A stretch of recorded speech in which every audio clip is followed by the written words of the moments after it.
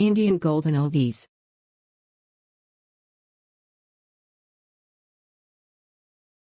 Imagine a bank robbery that lasted 200 years and took $45 trillion.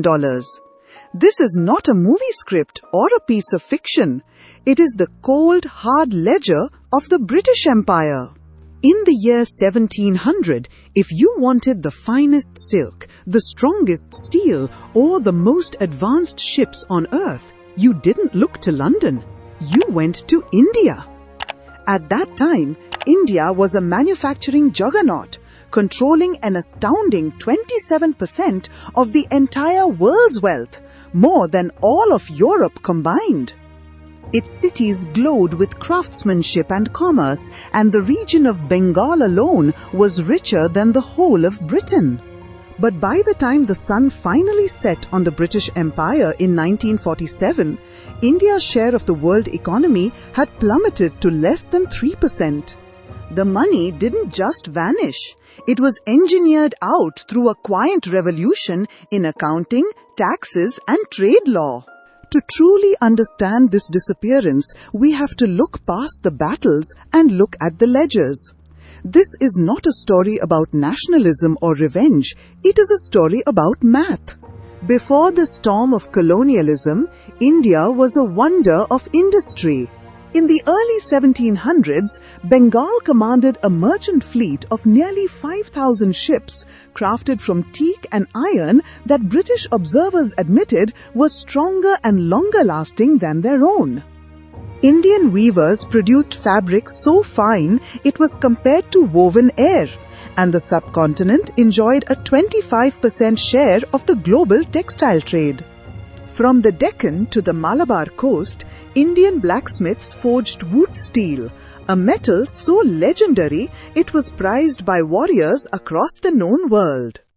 India was the beating heart of global trade, a land where gold and silver flowed in, not out. The turning point came not with a government invasion, but with a joint stock company. In 1600, the East India Company was granted a royal charter, and it soon became a monster of conquest.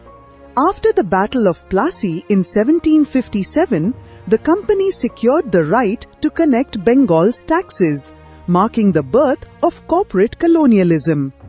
This shifted the entire dynamic of the economy. The British didn't just trade with India, they monetized it.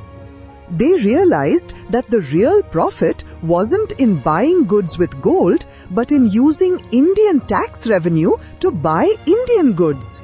It was the ultimate circular theft. Every year, tens of millions of pounds were siphoned out of Bengal, triggering inflation and financial collapse, while London boomed and Calcutta starved. The mechanism of this extraction became a refined vampire system that drained the nation without appearing to bleed it. One of the most sophisticated tools was the system of home charges. These were annual payments India was forced to make to Britain for services rendered, including the salaries of British officials, pensions for retired civil servants, and the interest on loans raised in London to build Indian infrastructure. Enormous sums left India every year without any corresponding inflow of goods or services. It was pure financial outflow, a colonial balance sheet that sent value north and left poverty behind. Even the projects often cited as Britain's gift to India, like the railways, were actually engineered for extraction. The railways weren't built to connect Indians to each other. They were built to connect raw material fields to ports for export. Furthermore, the financing was a massive scam. British investors were promised a guaranteed 5% return on their investment, backed entirely by Indian taxpayers. Because the profit was guaranteed regardless of performance, construction was incredibly inefficient. Every mile of Indian rail cost £18,000 to build, compared to only £2,000 for a mile of rail in the United States. The risk was Indian, but the reward was entirely British. As the British took control, they systematically dismantled India's native industries to ensure there was no competition for their own factories in Manchester and Birmingham. They established legal monopolies and imposed crushing tariffs of up to 80% on Indian goods entering Britain. When policy wasn't enough, they turned to violence. There are accounts of company soldiers being sent to smash Indian looms and maim the thumbs of weavers so they could never again practice their trade. India was forcibly converted from the world's leading textile producer into a mere supplier of raw cotton and a captive market for British finished goods. By the late 19th century, less than 1% of Indians worked in manufacturing. This deindustrialization drove millions of artisans, merchants and builders back to the soil, swelling the ranks of desperate peasants. The British then exploited these cultivators with brutal efficiency, demanding taxes that ranged from 50 to 80% of their gross income. These taxes were often calculated before the harvest and were 3 times higher than any rate ever imposed by previous Indian rulers. To enforce these payments, officials used terror. Tax defaulters were locked in cages under the burning sun, and fathers were sometimes forced to sell their children to meet the rising rates. When drought and crop failure struck, the results were catastrophic because the British insisted on maintaining market prices above human life.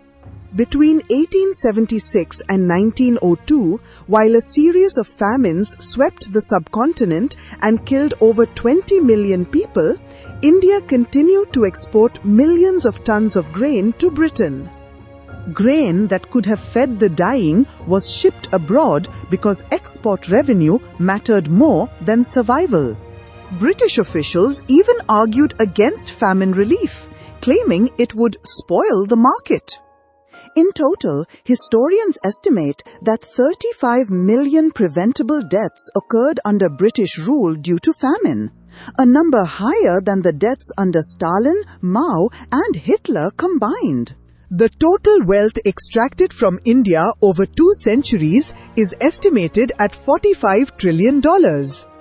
This is a number so large it barely feels real, yet its consequences are visible everywhere.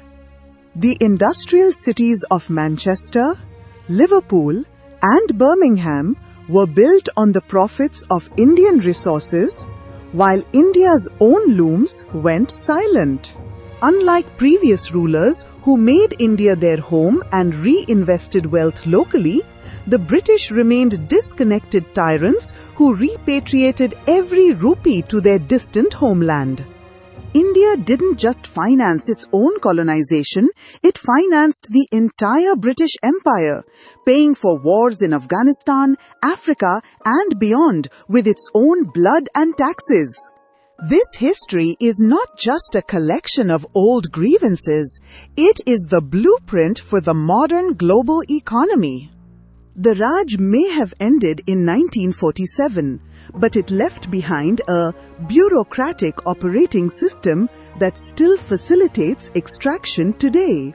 We see this in the modern structure of debt dependency, where developing nations export raw materials and borrow in foreign currencies to pay for finished goods. Every year, wealth continues to flow from the global south to the global north through interest payments and profit repatriation, often exceeding the aid received. The direction of the drain hasn't reversed, it has simply become digital.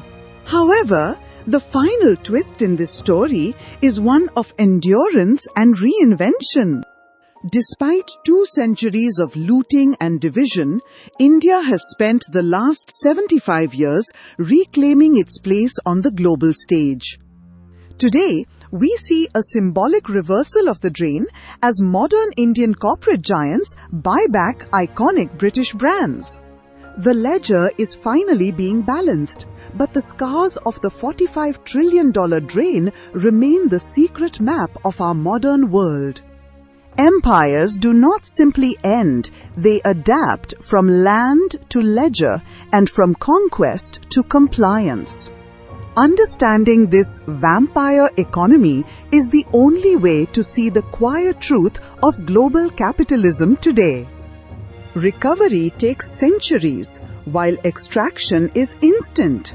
That is the cruel arithmetic of empire, and the ledger opened in 1757 is still being balanced today.